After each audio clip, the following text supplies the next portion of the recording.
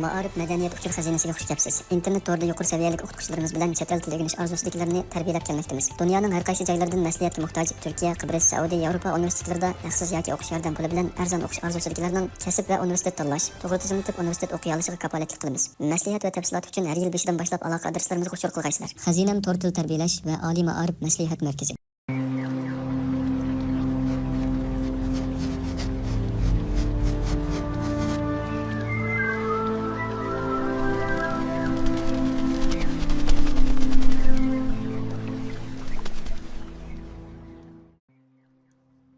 Qutadg'u bilik. Hozirgi zamon Uyg'ur tilidagi nasriy yashnisi.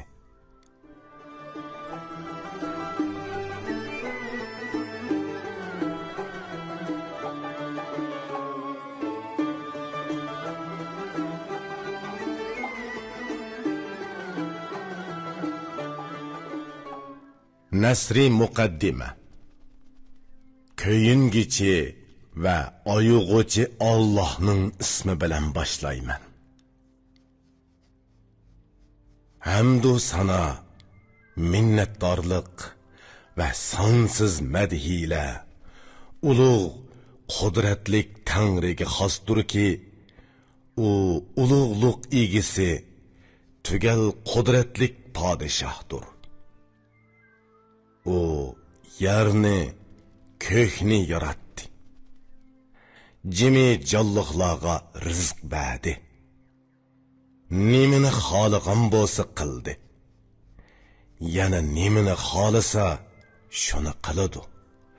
Alloh xohlaganini qiladi va irodasi bo'yicha hukm qiladi. Yana sonsiz salom va durud xalqlarning yaxshisi, payg'ambarlarning tanlang'ini, Allohning ulug' elchisi Muhammad Mustafa sallallohu alayhi va sallamga bo'lsin. Hamda uning hamrohlari aziz, hurmatli sahobalarga bo'lsin. Ulardan Alloh rozi bo'lsin. Bu kitob bak azizdir. U Çin hukumalarining tamsillari bilan bezalgan. Machin ulamolarning she'rlari bilan zinatlangan. Bu kitobni o'qigan, bu beytlarni ma'lum qilgan kishi kitobdan yaxshiroq, azizrakdir. Çin va Machin olimlari va hakimlarining hammasi birdek fikrga keldiki, Mashriq viloyatlarida, butun Turkiston ellarida Bug'roxon tilicha turkiy so'z bilan hech kim hech qachon bu kitobdan yaxshiroq kitob yozmagan. Bu kitob qaysi podshohga yoki qaysi iqlimga yetib borsa, g'oyat uzluqi, haddidan ziyoda go'zalligidan u Allohning hakimlari, olimlari qabul qilib, uning har biri bir turlik ot laqam qo'ydi. Çinliklar Şahlar adab qoidasi deb atadi. Machin podshohligining hukumalari mamlakat qoidasi deyishdi. Mashriqliklar amirlar zinati deb atadi. Eronliklar Turkiy shohnoma deb atashdi. Ba'zilari bo'lsa podshohlar nasihatnomasi deyishdi.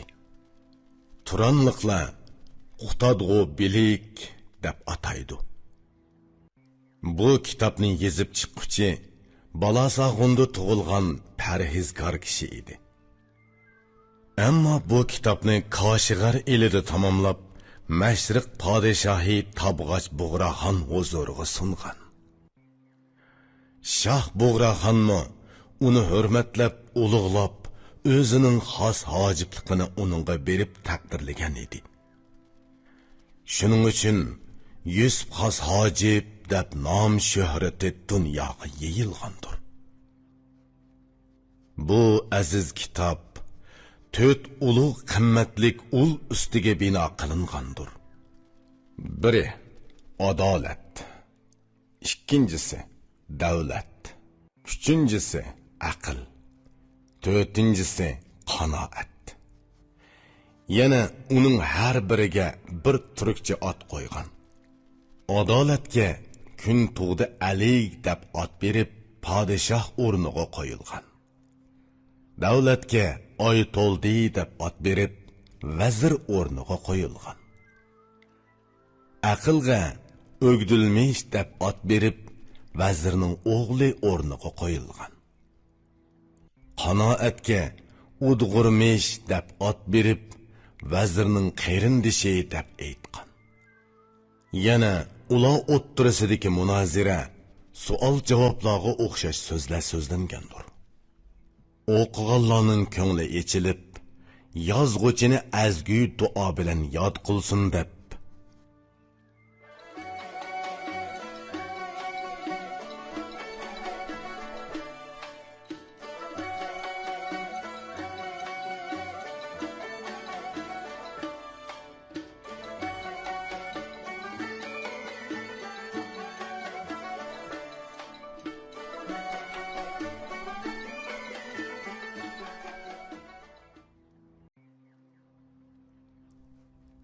Nazmi muqaddima. U qudratlik birli Xudo hammadan ilgiridir. Barliq shukr madhiyla uningga mansubdir. U ulug'liq egisi, qodir va zul jalol, yaratgan, taraldirgan, qodir va komildir. Yer ko'k bilan xaloyiqning egisi, ya'ni hamma uchun rizqni tayyorladi. Kulib turib yegin. Xudo hammaga hisobsiz rizq berguchidir, hammani yegizidu, lekin o'zi yemaydi. Hamma jonliqlarni hargiz osh qo'ymaydi, ilkidagi hammani yegizidu, ishkizidu. U qandoq xohlagan bo'lsa, hamma narsa shundoq bo'ldi. Kimni xohlasa, shuni ulug' qiladi. Allah tanlagan payg'ambarga madhiya va salom bo'lsin. Yana hamrohlariga davomliq salom, ehtirom bo'lsin. Muhammad alayhissalom xaloyiqning boshchisi. U hamma kishilarning ko'z va qishi. Yana bu bak aziz bir kitobdir. Bilganlar uchun bilim dengizidir. Bu qimmatlik bilimlar bilan bezalgan. Shundoq ekan, shukr qil, qanoat tila. Kitobning hamma yeriga donishmandlar so'zlarining parchasi unchadek tap-takshi tizilgan. Sharq podshohi Machinlar begi dunyodagi bilimlik, idroqliq yaxshilar borliqi bu kitobni qo'liga elib o'zlashtirgan, xazina ichida saqlab asragan. Biridan biriga meros bo'lib qolgan, o'zi tutib boshqalarga bermagan. Bu kitob foydaliqdirki, hech ziyni yo'q. Ko'plagan turklar buning ma'nosini tushunmaydi. Bu kitobni tushunganlar mazmunini bilalaydi. O'qigan, yozgan, ya'ni savodli bo'lsa tushunalaydi. Bu kitobning so'zlari qo'l va ko'z bo'lib yo'l ko'rsatadi. Ikkili dunyoda ishni o'ngshaydi. Machin va Chin hakimlarining hammasi birdek bu kitobni yaxshi deyishdi. Hamma turk, Chin va Sharq allarida dunyoda buningdek boshqa bir kitob yo'q. Kitob qadrini bilimlik biladi. Idroksiz kishidan, ya'ni nodonlikdan boshqa nima keladi? Kitobni ko'rganlar odamga bermagulik. Agar do'sting bo'lsa-mo, ishonmagulik. Chunki bilimsizlar buning qadrini bilmaydi. Idrokliklar o'qib uni asraydi. Muallif uni Bug'roxon zamonida xon tili bilan bayon qilgandir. Bunday kitobni avval kim bayon qilgan? Bundan keyinmi kim bunchalik o'z bayon qila olsin? Qani kim bo'lmasin, mushundoq yoza olamdi? Yozalig'ini bor bo'lsa, uni maqtayman.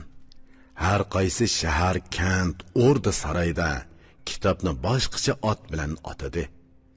Har bir elning dono hakimlari shu elning yo'soni bo'yicha ot qo'ydi. Chinliqlar shohlar adab qoidasi deyishdi.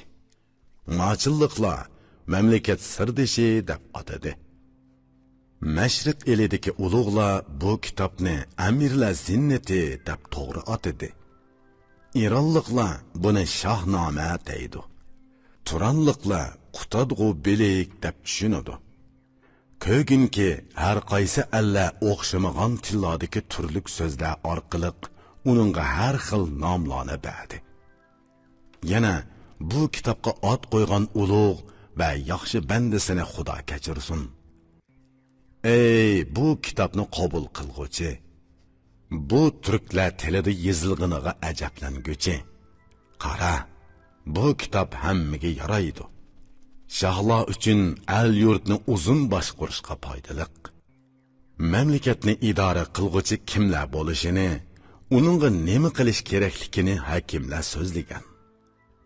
Shahning qo'g'dilishi va buningga keraklik vositalar, mamlakat tuzishning tartib shartlari, mamlakatning xarob bo'lishi, turaqliqligi nimidan yoki mamlakatning yiqilishi, davomliq turishi va boshqalar. Yana cherik askar qo'shinlarning qandoq to'planishi, yer va yo'l tepishi, bularning tartibi kitobda ochiq tanlab ayrim-ayrim ko'rsatib berilgan. Yana mamlakatni mahkam tutqichi kishining yaramliq arlarga ish topshirganligi ko'rsatilgan. Idrokliq loyiq biri lozimki, chiroqqa oy nurini beg'ishlagandek bo'lsin. Xalqning shahloda haqqi bor. Shahningmi xalqdagi haqqi ravodir. Yana fuqarolar uningga rioya qilsin. Shahmu fuqaroning jon tenini asrasin. Qaysi bir shah urush qiladigan, jang paytida lashkarlarni qandoq tuzishni, dushman sheriklarini qirish uchun qandoq yili ishlatish lozimligi so'zlanadi. Shah qandoq tadbirlar qo'llanishi, o'zinimi, xalqnimi to'g'ri yo'lga selishi kerakligi so'zlanadi. Bu yangilig'i shohni xalq so'yadi. O'zgilarmi yuzini ko'ray deb oldiraydi. Öz omadlik deb bilib xizmatga ba'zilarni yaqinlashtirgulik, ba'zilarni yiroqlashtirgulik.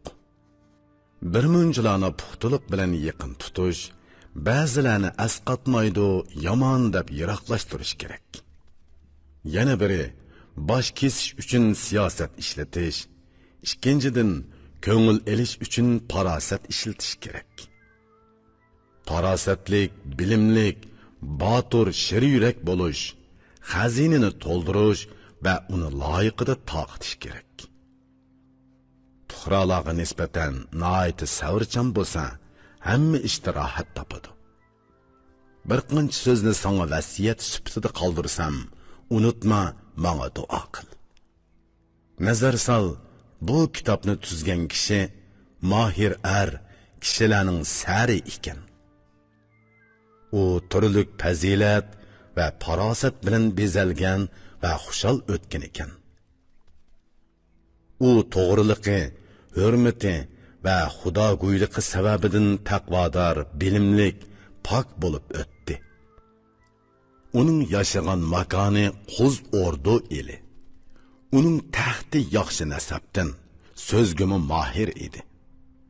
U tug'ilgan elidan chiqib ketib, bu kitobni tuzib tugalladi. Hammasini yezib tugutib, bir tartibga selib, Qashqar elida tamomladi. Uni shohning oldida o'qib berdi. Xonlar xoni Tabg'och Qora Bug'ra xon uni ko'p qadrlab, mukofot berib, qalam haqqi va aql farosati uchun hurmatladi. Uningga xos hojib nomini taqdim qilib, uni o'ziga texmi yaqinlashtirdi. Qara, bu ma'nilik ish uchun hurmatlab, uni Yusuf xos hojib deb to'g'ri atadi. Yana bu kitobni bayon qilganda 4 ulug' narsa asos qilingan. Biri to'g'rilik asosidagi adolatdir. Ikkinchisi davlat, baxt, iqboldir. Uchinchisi ulug'liq bilan aqldir. To'rtinchisi qanoat bilan salomatlikdir. Buning har biri uchun boshqacha nom bergandir va shu nom bilan oxirigacha bayon qilgandir. Adolatni kun tug'di alayk deb atab, uni shohlik o'rniga qo'yadi. Davlat, to'g'ridan to'g'ri Oyto'ldi deb ataladi va uni vazirlik o'rniga qo'yadi. U aqlni o'gdilmish deb ataydi va vazirning o'g'li deb aytadi. Qanoatga o'dg'irmish nomini beradi. Bunimi vazirning yaqini deydi. Qara, buning hikmati 4 narsa ustidadirki, ularni tartib bilan yezib kitobni tamomlaydi. Arabcha, tojikcha kitoblar ko'p. Bizning tilimizda bu yegona hikmatdir. Bu kitobning hurmatini bilimli kishilar biladi. Bilimning qimmatini aqlli kishilar tushunadi. Sana bu turkcha qo'shiqlarni tuzib berdim. O'qiganda unutma, menga duo qil. Dunyodan o'tib ketaman, so'zimni o'zing angla. Ko'p ibrat ol va ko'zingni och. Iloho, sen yakki yegonasan, hammamizni kechirgin.